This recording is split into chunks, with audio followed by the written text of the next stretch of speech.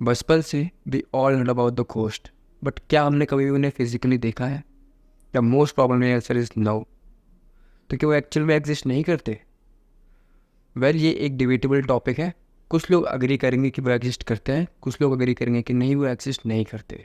पर मैं आज आपको एक ऐसी स्टोरी सुनाने वाला हूँ जो कि एक्चुअल में मेरे साथ हुई है। अगर कोई भी मेरे से आके बोलेगा कि ये स्टोरी नहीं हो सकती या फिर ये रियल नहीं है, मैं बोलूँगा भाड़ में जाए। मैंने अपने आंखों से देखा है। आज से करीब 5 या 6 साल पहले जब मैंने अपने 10th के एग्ज़ाम दिए थे, तो जो 3 महीने की छुट्टी पड़ती है उसमें मैं अपने गाँव गया था छुट्टी मनाने के लिए। तो वहाँ पे एक औरत रहती थी, शकुंतला देवी। उसका घर हमारे गाँव के घर से 2 या 3 घर छोड़ के था। वो बहुत ही ज़्यादा डिसेंट औरत थी। उसके 2 बच्चे थे, राहुल और अभी। उसका एक पति था जो कि खेती बाड़ी करते थे और उनका कोई नहीं था। वो एक बहुत डिसेंट औरत थी। मुंह पे घूंघट रखती थी, बच्चों को संभालती थी, चूल्हा चौका देखती थी। जो एक नॉर्मल गांव की लाइफ होती है वैसे वो जीती थी। वो कभी भी अपने गांव से बाहर नहीं गई थी। शादी वगैरह में गई थी, लेकिन एक गांव से दूसरे गांव, दूसरे गांव से तीसरे गांव, उससे ज़्यादा कभी नहीं।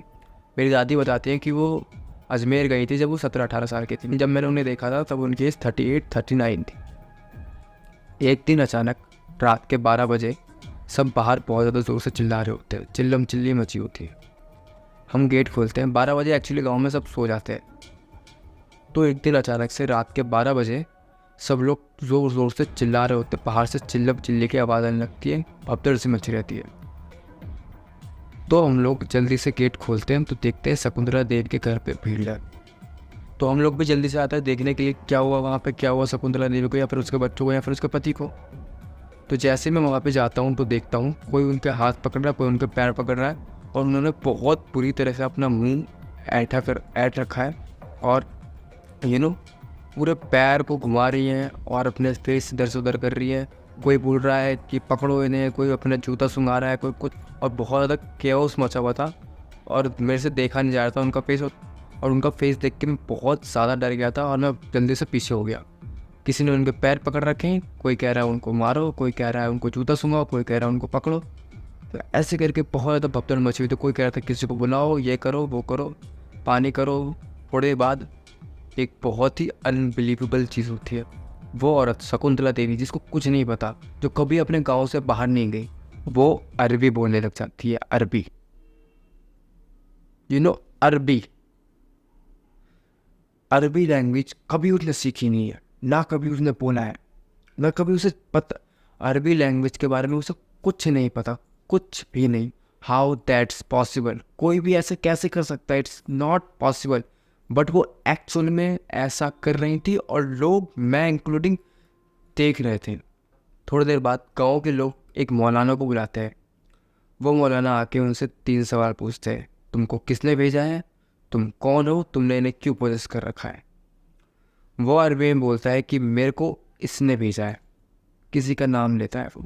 मौलाना बाद में बताते हैं कि ही इज़ लाइंग, क्योंकि डीमंस कभी भी सच नहीं बोलते। अगर वो सच बोलने लग जाएंगे फिर उनमें और एंजल्स में और हमें फ़र्क क्या रह जाएगा। सो 99% डीमंस झूठ बोलते हैं, कभी भी वो सच नहीं बोलेंगे। अगर किसी को भी किसी ने पॉइस कर रखा है तो वो झूठ बोल रहा है। अच्छा, अब आप मेरे को एक बात बताओ कि कोई औरत जिसको अरबी का ए भी नहीं पता, वो अचानक से अरबी बोलने लग जाती है, और उस टाइम आप क्या करोगे? गाँव वालों की थिंकिंग को रख दो साइड में। आप एक नॉर्मल साइंटिफिकली तरीके से सोचो, क्या आप एक साइकेट्रिस्ट के पास जाओगे? क्या वो कभी भी इसका आंसर दे पाएगा कि वो क्यों ऐसा कर रही है, कैसे ऐसे बोल पा रही है? कल को मैं उठ कर तमिल बोलने लग जाऊँ और साइंटिस्ट से बोलूँ कि मैं ऐसा कैसे कर पा रहा हूँ, तो इसका कोई, उनके पास कोई रिप्लाई नहीं रहेगा। तो इसकी वजह से आप उस टाइम पे क्या किसी बाबा हकीम को बुलाओगे या फिर साइंटिस्ट के पास जाओगे? तो गांव के लोगों ने एक मौलाना को बुलाया, काफ़ी जिन्होंने उनके हाथ बांध दिए, पैरों को ज़ोर से पकड़वा दिया और अपने हाथ में पानी लेके कुछ पड़ा और उनके माथे पर रब करने लग गए। वो बहुत ज़्यादा हिलने लगी। बहुत ज़्यादा डिस्टर्बिंग सीन हो रहा था मेरे साथ तो देख के कि वो किस तरह से मुंह बना रही है और बहुत ज़्यादा चिल्लाने लगी वो। फिर थोड़ी देर बाद वो शांत हो गई। 5 से 10 या 15 मिनट बाद वहाँ से मौलाना भी जा चुके थे। वो शांत हो चुकी थी, आराम से बेहोश थी या सो रही थी, किसी को नहीं पता, ना उन्हें किसी ने छेड़ा। लोग बाग भी फिर थोड़ी देर बाद नॉर्मल हो गए। अब फिर अपनी अपनी कहानी सुनाने लग गए। मैं और सुनने लगा कि कैसे हमारी मौसी की लड़की के साथ ऐसा हुआ था, कोई कह रहा हमारी चाची की लड़की के साथ ऐसा हुआ था, अरे उनको बुलाते रहे, वो 2 मिनट में बस कर लेते, अरे उनके पास बहुत तरीके हैं, फलाना ऐसे करके बहुत सारी स्टोरियाँ चल रही थी। लोग अपनी अपनी कहानी गाँव की बता रहे थे कि यहाँ पे ऐसा होता है, वहाँ पे ऐसा होता है। थोड़ी देर बाद मैं भी अपने घर चला जाता हूँ और 2 बजे मैं अपने बिस्तर पे होता हूँ। लेकिन उस रात मेरे को बिल्कुल भी नींद नहीं आती है। पहला ये सोचते हुए कि उस औरत को हुआ क्या था, कैसे उस पर भूत आ गए, वो कैसे अचानक से अरबी बोलने लग गई, कि कैसे हो सकता है। और उससे भी ज़्यादा ये सोच रहा था कि उस मौलाना ने ऐसा क्या करा कि वो ठीक हो गई। ऐसा मौलाना ने क्या करा। तो नेक्स्ट डे मैं मौलाना के पास जाता हूँ और मैं उनसे पूछता हूँ कि आपने ऐसा क्या पढ़ा या फिर आपने ऐसा क्या करा जो कि वो ठीक हो गए। तो वो अपने आप को बहुत ही बड़ा चढ़ा के रिप्रेजेंट करते हैं कि हमारे पास शक्तियाँ हैं, हम लोगों को वश में कर सकते हैं, हम ये कर सकते हैं, हम वो कर सकते हैं। बट उस टाइम तो मैंने सोच लिया था कि हाँ, इनके पास एक्चुअल में शक्तियाँ हैं और ये सच्ची में बहुत शक्तिशाली इंसान है, इनके पास बहुत सारी शक्तियाँ, किसी को वश में कर सकते हैं। लेकिन आज के टाइम पे अगर आप मेरे से पूछोगे कि ऐसा कुछ हो सकता है, तो ऑफकोर्स नॉट। बस भी ऐसी शक्तियाँ नहीं हो सकती कि कोई किसी को वश में कर ले, ये तो बस बातें हैं। लेकिन मैं आज के टाइम पे आप एक साइंटिफिकली रीज़न दे सकता हूँ कि वो ऐसा क्यों हुआ होगा, जिसके बहुत ज़्यादा चांसेस हैं, जिसको आप शायद रिलेट भी कर पाओगे। तो हाफिज़ ने तो उस टाइम मेरे को बोल दिया कि हमारे पास शक्तियाँ हैं, तो मैं मान भी गया।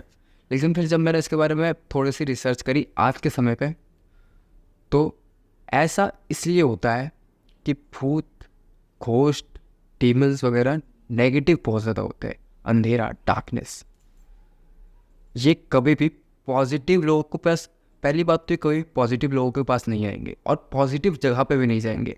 जो मस्जिद होती है, टेम्पल्स होते हैं, ये बहुत ज़्यादा पॉजिटिव होते हैं, पॉजिटिव लोग रहते हैं वहाँ पे, पॉजिटिव चीज़ें होती हैं वहाँ पे। तो इसके वजह से वहाँ नेगेटिविटी जाने से डरती है। इसकी वजह से अगर किसी ने पॉजिश कर रखा है तो वो बाहर जाना नहीं चाहेगा।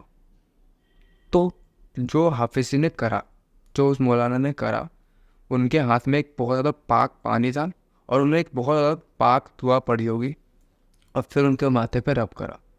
तो आई थिंक इस वजह से वो जो भी था वो चला गया, क्योंकि वो बहुत ज़्यादा पॉजिटिव एनर्जी उसमें से निकल रही होगी। तो कि बहुत ज़्यादा फैमिलियर कहानी है यार, ऐसा कैसे हो सकता है, ये स्टोरी फेक है। मैं आपको एक चीज़ ज़्यादा एग्जांपल दूंगा जो कि आप बिल्कुल रिलेट कर पाओगे। आपने बचपन से सुना होगा, एक औरत थी जो कि फॉरेन कंट्री से आई थी बनारस में रहने के लिए, शादी फंक्शन में। अचानक से वो एक दिन बंगाली बोलने लग जाती है। अब तो आप समझ गए होंगे मंजूली का। साइंटिस्ट आज तक नहीं बता पाए कि कोई भी बंदा जिसने कभी बंगाली सीखी नहीं, वो बंगाली डांस और बंगाली कैसे बोल सकता है। वो औरत बंगाली बोलती थी एक्चुअल में, और ये केस हो रखा है। के ऊपर कितनी सारी मूवीज़ बन चुकी है, वेब सीरीज़ बन चुकी है, बहुत सारी हमने बचपन से सुनी है। आप मानो या ना मानो, जो चीज़ें हैं उनको घंटा फ़र्क नहीं पड़ता, बट वो एक्चुअल में एग्जिस्ट करती हैं। तो आप भी इस वीडियो को लाइक और शेयर और सब्सक्राइब कर दो, ताकि मैं नेगेटिव ना हो, मेरे ऊपर भूत ना आए। और आने वाली वीडियोज़ में मैं आपको ऐसे ऐसी चीज़ें दिखाऊंगा और ऐसी ऐसी चीज़ें बताऊंगा जिससे आप भी ये बिलीव करने लग जाओगे, they are existing, they are living with us. Thank you, bye bye.